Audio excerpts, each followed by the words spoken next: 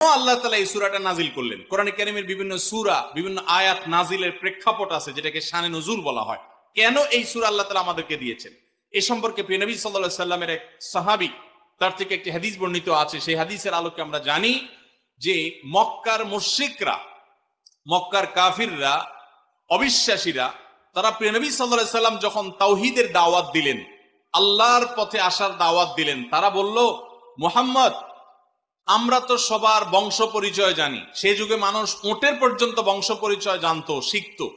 তো নবী সাল্লাল্লাহু আলাইহি সাল্লামকে তারা জিজ্ঞাসা করেছে, মুহাম্মদ, তোমার যে আল্লাহর কথা বলো, ঈমান আনার জন্য বলো, তোমার আল্লাহর বংশ পরিচয়টা একটু আমাদেরকে জানাও।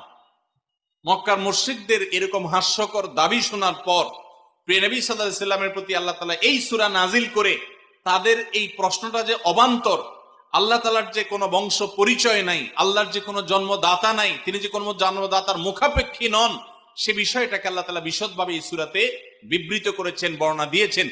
এই জন্য ওই প্রেক্ষিতে এই সূরাটা নাজিল হয়েছে। কোন কোন উলামায়ে কেরাম, কোন কোন মুফাসসিরগণ